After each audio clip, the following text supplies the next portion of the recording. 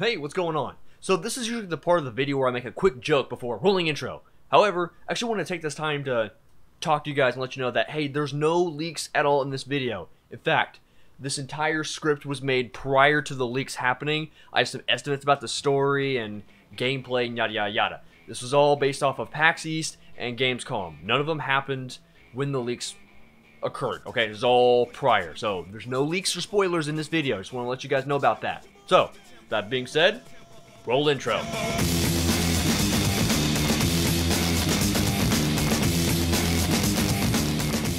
This video is late, I'm aware, but we have news to delve into and discuss, like Gamescom and some of the details people have yet to discuss, or the PAX East panel going into more detail with Nero's arm, or how about my own hands-on time with the game. So yeah, there's a lot to get through, so why not just get started, shall we? First up, let's talk about the Gamescom gameplay that the world was so graciously given for the first time. Nero feels absolutely solid when playing. He feels near identical to DMC4 with the exception of the arms. Nero now has the ability to swap different arms, and thanks to the PAX East, we now have the details about more of them.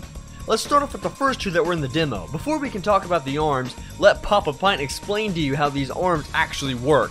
I'll be referring to the Xbox controller as that is what I use at Gamescom, and it feels easiest to explain. Pressing the B button does a standard attack for the given arm used. Holding the B button does the given arm's major attack, which is what we're all paying for the game for. This could take about 3 seconds to proc depending on the arm you're using. The right bumper plus the B button, which is usually the lock-on button, allows for the use of the grapple, also known as wire snatch. Left bumper was used as a move called breakage, which just breaks your arm, but this is very crucial. When playing the demo, you cannot just switch arms, and PAX East showed this off as well. The only way to switch arms is to break your previous arm off, either using breakage or the major B attack. During the demo, we could only hold 4 arms, but we've seen in the training mode that he can only hold 3. Looks as if we're going to be able to use a shop to add more arms or more slots. More on the shop later. Running out of arms literally just gives Nero a nub that does absolutely fuck all. It's also important to remember that being attacked while using any arm attack will break the arm. You've been warned.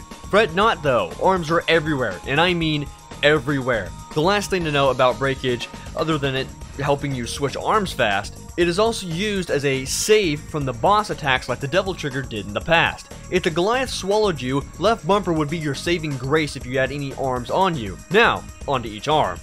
First we have Overture, also known as the Vanilla Arm, as the devs refer to this arm as the first one you acquire and may be known as the default arm.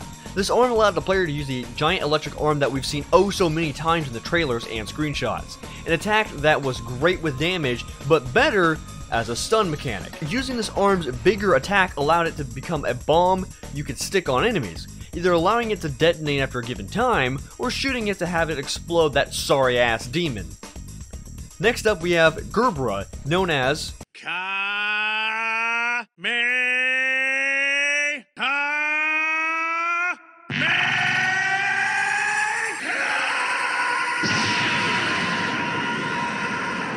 and yes, that explains exactly how it feels to use it. The devs firstly explained this arm to be based off a flower called Gerbera, hence the name of the arm and its shape. The standard attack, called Jockey, allows the player to bounce around the air for a decent amount of damage. However, lifting up an enemy with the arm allows for juggling. Serious juggling. I expect this arm to be a top tier weapon in Devil May Cry 5 for this simple attack alone. However, it gets better. As most of us know by now, this arm has 2 major attacks. Holding B on the ground allows for the use of the well-placed meme Kamehameha, actually called Stammen Ray, or as I like to call it, a little taste of the good shit. Moreover, if you use the heavy attack in the air, you will use the ricochet shot. According to the devs, the more surfaces the projectiles bounce off of, the more powerful the projectile is. Man, it's gonna take forever at this video. Introducing Ragtime, or as I like to call it, freeze motherfucker hands! For a limited time only, you can now freeze that f***er in place with the simple press of the B button. Take your time. They have the advantage in the battle? Not with Ragtime, but wait, there's more. Order now and freeze all of those f***ers in place. Turn that frown upside down when you stop all of your enemies at once in place. You'll never be late to work again. Call now. To get a hold of Hero Ragtime, call the toll-free number 1-800-FREEZE-FUCKER. That's 1-800-FREEZE-FUCKER. Okay, but seriously, this thing seems OP. Enough said. Punchline, for when you want to finish that joke fast enough. This arm is probably the best way to describe this whole game. When Itsuno and Matt Walker explained this arm, they said it was very chuny, which is the Japanese version of edgy stuff that early teenagers think are cool. A vibe that they described they put for a majority of the game. But let's be honest here, that's most of Devil May Cry. If I had to take a guess, the B button should be the attack for the arm to fly while you fight, but holding would let you ride it. Oddly enough, we only see Nero ride the arm after takeoff. This makes me wonder if this is the only way to access the heavy attack. Be sure to let me know what you guys think in the comment section below. I am definitely curious to hear. Up next we have Tomboy.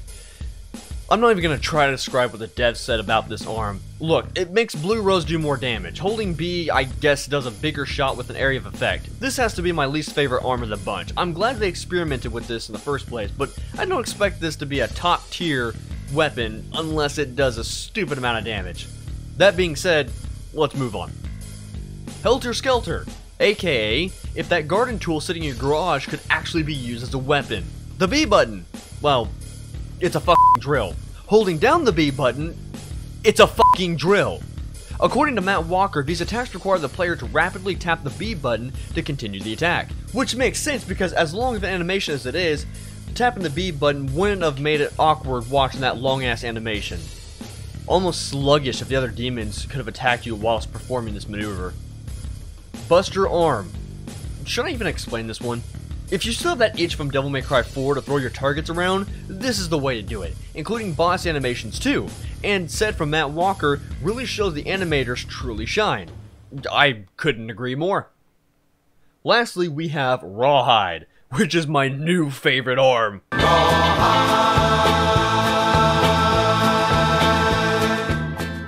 Live your cowboy dreams inside Devil May Cry 5 with this arm. Hit that B button to whip those demons around as if they're nothing. But for some real action, holding the B button will allow the player to swing an individual demon around, followed by a slam that affects other demons hit by it as well. Trolling, trolling, trolling. Online debates are swollen. Keep those bloggers trolling. So there you have it. Each of the arms now explained as it is, but we still have more gameplay to discuss. Let's talk about Blue Rose quickly. Blue Rose now feels slightly stronger in this game than before, is what I personally noticed when playing the game myself. But the charge mechanic now has been changed. Holding down your shoot button, also known as the X button on Xbox, will have Nero reload the gun, which can now fire 2 bullets at once 3 times. Now I personally didn't try this, but from the other gameplay videos I've seen, it really shows potential. This definitely streamlines the charge shot more than it was in DMC4. This isn't the only thing that's been streamlined, now taunting is as well, and oh boy does it feel great to taunt enemies in this game. Taunting is more smoother to use here than it was in DMC4, which you had to stand still for taunts. Now, numerous different taunts allow Nero to do different things. Whether him being in the air to use a taunt, or getting better taunts by having a higher rank in combat. Yes, having higher ranks in combat allow him to have better taunts. He can do a lot of taunts, like putting up his hood until the next time he gets hit, riding his sword in midair like it's a freaking skateboard. Taunting has never felt so good. The music is now dynamic, with the volume and parts of the song playing changing with your current style rank on combat. The chorus won't start until you hit that much desired S rank. As expected, Nero's theme is used for him when in combat. I also expect the songs to change, not for just other characters of course, but for different missions as well for Nero. Not every battle Nero has will use the same song, so fret not. Speaking of the style system, many have noticed that it's very similar to DMC Devil May Cry. This is a very accurate guess as Itsuno has taken some inspirations from that game. Itsuno did in fact oversee the development of the game as well, so it should come as no surprise some of the mechanics and ideas from that game should come to the next installment. DMC had its problems, yes, but there's no denying some of the creative decisions used for the game. Although the story was different, to say the least, I still adore the combat system in the game. It's smooth, fast, fluid, and memorable. Let me know what you guys think and your opinions down below. Alright, time for a quick rapid fire section. Here we go. Photo mode, confirmed. Gallery mode, confirmed. Training mode, confirmed. Nico Van is now the new shop. Confirmed. Emily Bedora is the model for Nico. Confirmed. This game takes place after DMC 2. Confirmed. Scissor Dude from DMC 1. Confirmed. Dante has just gone crazy. Confirmed. Actually, let's talk more about Dante. People missed a lot of details in this trailer after seeing Dante, so let's take the time to dissect this properly. Rebellion is missing, which is odd because we also see a giant sword at the end of the trailer that doesn't resemble Rebellion either. There's been a lot of murmurs about it being Sparta the sword, but that's all we've got until we see more Dante footage at the Tokyo Game Show happening September 20th. But what we do see is the bike that transforms into weapons. Some have called it Pandora, others say it's the same bike he rode into Hell. It's also possible the weapon is a new weapon he acquires later in the game. Something I did notice though is how the bike shown in gameplay changes often when the screen fades to white. This seems to show that the bike attack is probably a combo, only move like Pandora attacks. I'm keeping a keen eye on this one. The last thing I noticed was the music being played here at the end.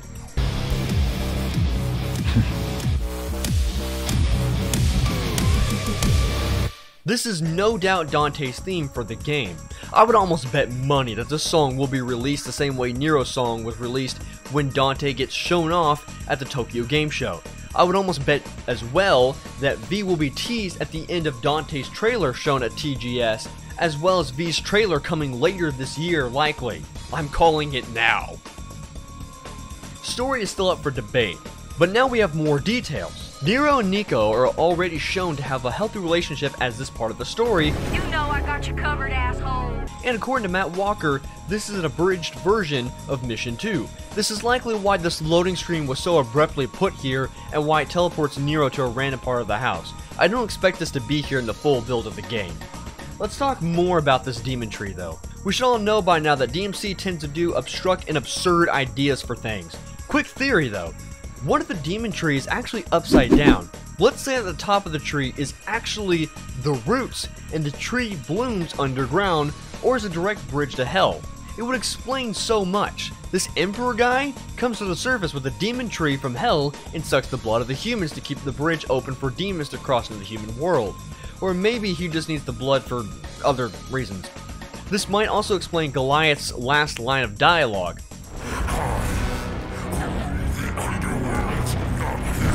Him? Like, the Emperor guy? Seriously, who is this guy?